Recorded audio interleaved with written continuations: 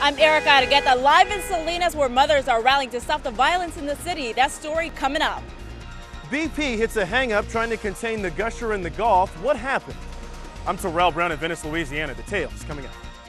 Plus, it comes once a year with food, music, and wine. The annual Castroville Artichoke Festival celebrating Monterey County's official veggie. Your Central Coast News starts right now. Now in high definition. Central Coast News right now. Mothers marching the streets of Salinas, hoping that the violence in this city stops. Good evening, everyone. I'm Shannon Hogan. There have been 2 homicides in the city of Salinas this year. The mothers marching today want to see the violence stop throughout the community. Erica Argueta caught up with the group and is live in Salinas with more. Erica? Yes, Shannon, the Peace March has just kicked off, and with me right here to the side are more than 10 mothers who have lost their kids due to gang violence. And today they are holding signs, as you can see right here, and they are also holding pictures of their sons, the people that have passed away due to gang violence. But today they are focusing on reaching out to mothers.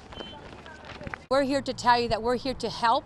We're here to offer you support, that there is answers, there is power in prayer and in numbers. And moms, as we walk together today, we are going to walk together in unity to raise the awareness of the ongoing impact of violence that continues to plague our city. Now, these mothers took a different approach for this Peace March today. They are making stops throughout Salinas, like you see right here. And then these mothers who have lost their children due to gang violence are specifically targeting mothers and approaching them. They are telling them to join a group that they formed called Neighborhood Peace Circles, which helps these moms get their children out of gangs. And then there are also 4 Christian churches that have been stepping in and offering these mothers and their families free counseling. Now, these groups will continue to walk and march throughout Salinas, again, promoting peace and telling people to, stop the violence, but also reaching out to those mothers. And then they will have a special mass after this. And then they say that next month they will be reaching out to fathers. Erica Argueta, your Central Coast News. And a Salinas woman is under arrest right now after breaking into some homes in North Monterey County. Sheriff's deputies say 20-year-old Patricia Camacho broke into 3 homes off Pingree Way and Siskiyou Drive Friday. Camacho had an accomplice, a 17-year-old boy. Now, deputies say the duo stole purses and electronics from the homes. No one was injured during the break-ins. However, the 17-year-old has not been arrested. If you can help police solve this crime, you're asked to please give them a call. Also happening in Salinas, a woman is scammed after she posted an ad for a rental on Craigslist. Now, police say someone contacted the woman from Belgium interested in the room she was advertising.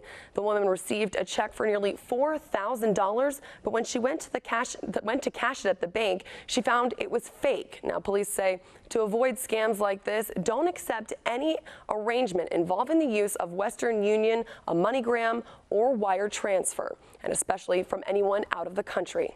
Which brings us to Shred Day 2010.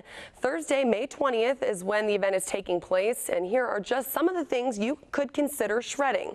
Now, addresses, telephone numbers, driver's licenses, passport numbers, education information, and credit card numbers.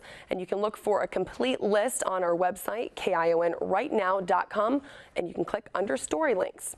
And when you get all of your things collected, then you can bring them to Santa Cruz Management next Thursday. And Titan Mapping Technology shows you the location. Just take Highway 1 to 41st, turn left onto SoCal, and then left onto South Rodeo Gulch.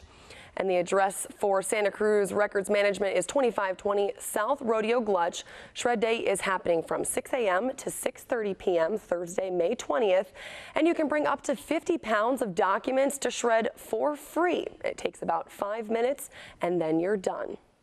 And it's time now to check in with Chief Meteorologist Norm Hoffman. Hi, Norm. Welcome to the weekends. Glad to have you. Being here on a Saturday, but gray May weather is hanging around and lots of low clouds as well. We'll take a look at the satellite, and you will see some clouds on their way toward the central coast. Looking to the left of California there, about the middle of your screen, you'll see a few clouds, and there is a weak weather system out here and a pretty good jet stream coming over the top that will work its way into the bottom of this, probably intensify it a little bit over the next couple of days. I'm going to come in a little closer.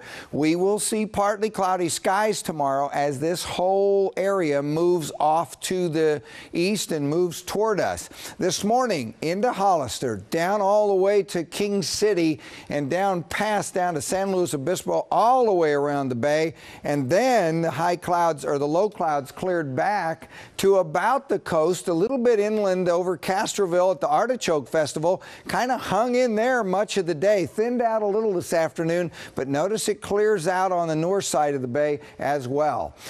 Forecasts are temperatures highs there today. So far, 57 Monterey, but 65 Santa Cruz, 76 King City, 62 Salinas, and 77 in Gilroy. The low clouds and fog will be back again tonight. There may even be some drizzle as this whole marine layer starts to deepen a little bit overnight. Clearing Sunday afternoon and becoming partly cloudy most areas. We'll have a thin veil of high clouds tomorrow. There's a chance of rain in the forecast. I'll have those details a little bit later. Shannon? All right, thanks, Norm. A fire alert right now in San Luis Obispo. Fire crews fighting a brush fire off Highway 166. And joining us now on the live line is Central Coast News reporter Liza Sullivan with the latest. Liza, what's going on down there? Hey there. Well, actually, we just got an update from firefighters out here. It's about 2,000 acres now. It grew from just this morning off the 166 and is now heading toward a northeastern direction toward the Carrizo Plain National Monument. So that's federal land, and so they're trying real hard to get this fire contained. So at this point, it's about 10% contained, and the winds are finally dying down tonight, and it's starting to cool down as well. So firefighters hope to get some control tonight, and they'll be back out here tomorrow morning to try to get it 100% contained. All right, thanks, Liza. And we'll have the complete story with that tonight at 10 and 11. Happening in Paso Robles, a standoff ends peacefully after hours of SWAT team activity in a neighborhood. Police say it started as a domestic dispute inside the home, and the suspect had a gun. The SWAT team arrived on scene, evacuating residents as they tried to flush out the suspect. The standoff lasted for about 5 hours, and as the SWAT team members closed in on the home, the suspect came out and then gave up. With the suspect in custody, residents were allowed to go back home.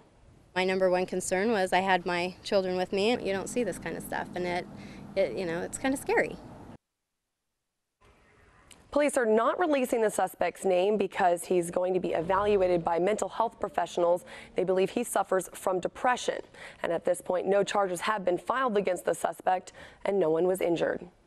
Turning to an earthquake alert, a small earthquake rattled Southern California earlier today. The U.S. Geological Survey says a 3.0 quake hit the Los Angeles area around 4:30 this morning. It was centered 2 miles east of Baldwin Hills, and the USGS says the quake was felt, but there are no reports of any damage.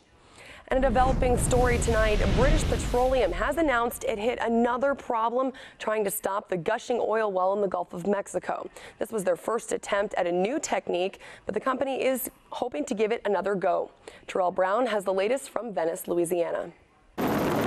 British Petroleum says it's making progress and sticking a mile-long tube into the gushing oil well on the bottom of the Gulf. We hope to have that tool inserted by sometime late tonight. The operation to siphon the oil could be running overnight, but it did hit a snag Friday. That's when BP first tried to insert the pipe but failed to make a connection, forcing the company to bring the contraption to the surface to make adjustments. The Coast Guard also started using underwater dispersants after getting federal approval for the controversial new technique. We didn't cross this threshold lightly to employ this tool. This is a tool that will be analyzed and monitored. The chemical dispersants break the oil down into small drops, stopping it from spreading. But environmentalists say that the dispersants are a short-term solution that could lead to long-term damage. It could damage the ecosystem here and affect the fishing industry for many, many years to come. Deck Doran has worked on oil spills all over the world for the last 30 years. He's frustrated that oil companies don't invest in new technologies for cleanup.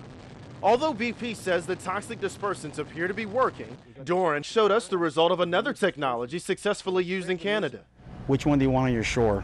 Something like this or something like this? President Obama's Interior Secretary promises that the government will not rest until the oil is cleaned up.